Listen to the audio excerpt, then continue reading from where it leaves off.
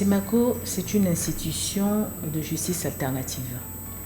Alors, comme l'indique son nom, alternative, c'est l'alternative à la justice traditionnelle.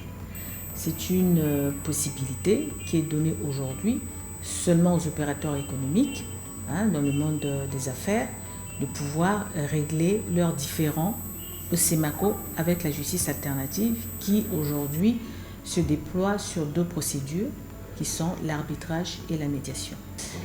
Alors, la valeur ajoutée est incontestable, pour la simple raison que la différence entre la justice traditionnelle et la justice alternative, il y a plus d'avantages au niveau de la justice alternative. Les avantages qui relèvent de la célérité dans les sentences, qui relèvent de la rapidité aussi et surtout l'impartialité et la neutralité des arbitres. Nous avons déployé des efforts considérables pour la sensibilisation pour une première raison, c'est que le SEMACO soit visible.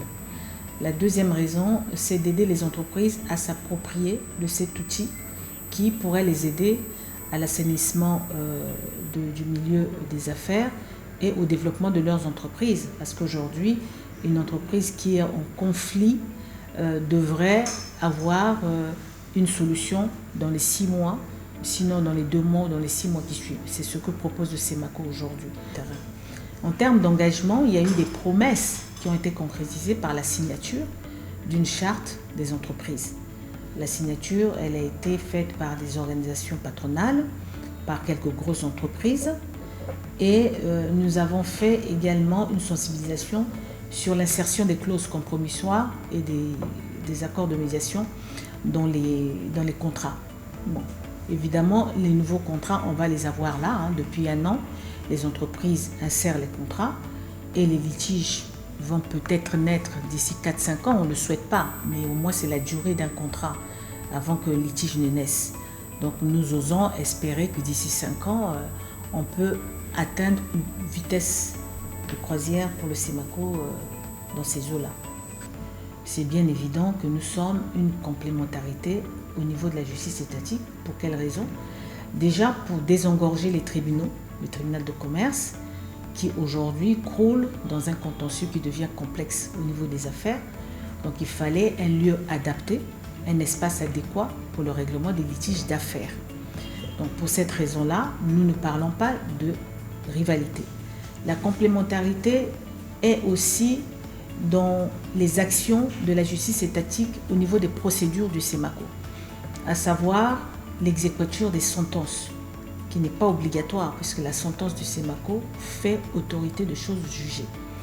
Mais la garantie, pour ceux qui pensent que c'est une garantie, c'est exécuter la décision et ça, c'est les tribunaux étatiques qui le font. Donc là, déjà, vous voyez qu'on travaille ensemble.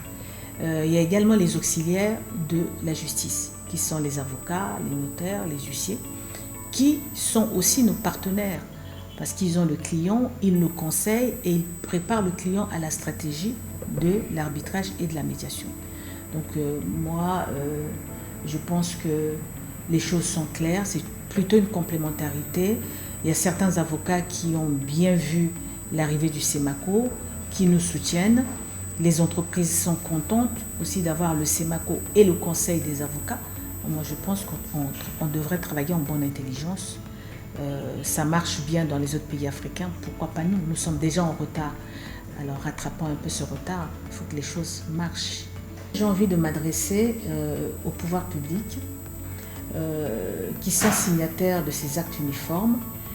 Je pense qu'ils devraient plus s'approprier de ce dispositif, nous accompagner réellement et, ma foi, organiser des ateliers de concertation pour voir quelles sont les difficultés du SEMACO aujourd'hui et dans quelle mesure on pourrait dénouer tous ces freins-là. Je propose un levier. Le premier levier serait éventuellement de légiférer sur l'existence du SEMACO. Peut-être que là, ça donnerait un autre aspect, comme l'ont fait les autres pays. Ouagadougou a légiféré, la Côte d'Ivoire a légiféré. C'est d'ailleurs ces 2 pays-là que j'ai choisi pour faire mon immersion. C'est un bon exemple. Donc l'appropriation de cet outil par les pouvoirs publics qui sont signataires des actes uniformes et beaucoup d'ateliers de concertation pour faire avancer les choses.